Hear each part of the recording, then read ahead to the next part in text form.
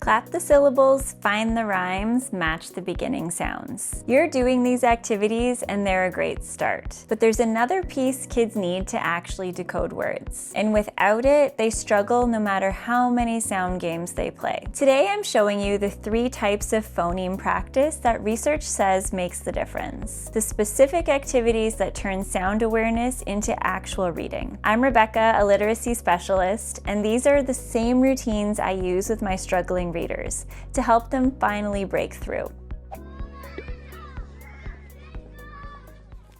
Most early literacy programs stop at what we call basic phonological awareness. Your rhyming, your syllable clapping, your which word starts with activities. There's nothing wrong with them. In fact, please keep doing them. But here's the catch. We need more in order to teach the brain the skills required to read words. These tasks happen at the surface level and build familiarity with sound, but reading requires something much deeper. The ability to break words into the smallest units of sound and then put those sounds back together. But most parents or teachers don't realize what that deeper level actually looks like, and that's what I'm going to show you. Enter phonemic awareness. Not the sound games, I mean the real stuff. The foundational brain-changing research-backed skills like blending individual phonemes, segmenting words into phonemes, deleting sounds, and manipulating sounds. This is where the magic happens, where the brain learns how print maps to speech. And here's something that I want every parent and educator to know. Studies from leading researchers are crystal clear. Kids who become strong readers have solid phonemic proficiency, especially with those higher level skills like deletion and substitution. And that is not something children pick up just by clapping syllables. So why don't sound games alone get us there? Sound games are fun, they build confidence, they help kids create a positive connection with language and reading. However, they're passive. They don't train the exact neural pathways needed for decoding.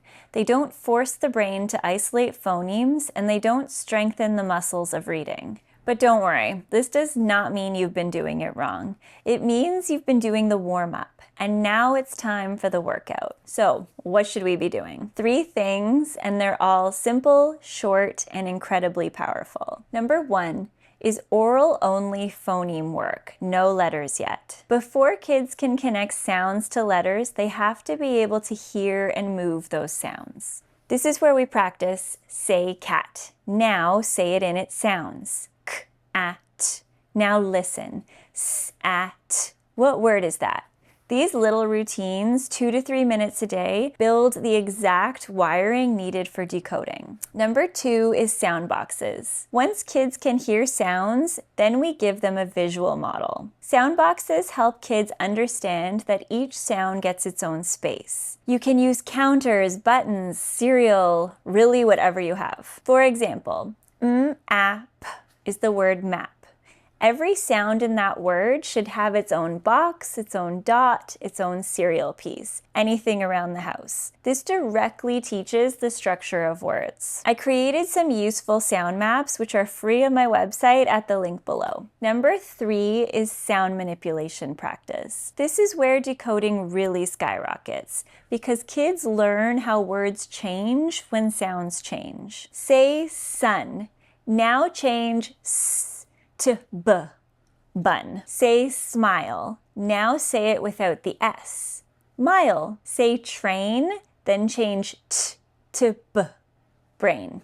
These skills predict reading success more strongly than almost anything else. Here's the part I love telling people. You only need 5 to 7 minutes a day, and that's it. Short, focused, and explicit. Not 20 minutes of rhyming and guessing games, just a few minutes of intentional phoneme work. And if you want to see exactly how to teach blending and segmenting step by step, check out the video in the card above. It's the foundation skill that makes everything else click. Phonemic awareness isn't just about rhyming or clapping, it takes things further and deeper. If we want strong, confident readers, we need to get specific. Explicit phoneme work, daily blending and segmenting, manipulation practice, and visual supports like sound boxes and sound mapping. This is the stuff the science of reading points to, and this is what builds readers. If you want more routines like the ones I showed you today, or if you want scripts you can use at home every day, hit the like button, subscribe, and drop the word ready in the comments. I'll send you my free week's worth of lesson plans and learner handouts with daily practice you can use right away. And if you want to see the complete step-by-step system for teaching reading, from phonemic awareness all the way to fluency, then check out the Teaching Reading Step-by-Step playlist in the end screen. And remember, your child can become a confident, capable reader. You're not alone. You're absolutely doing this right.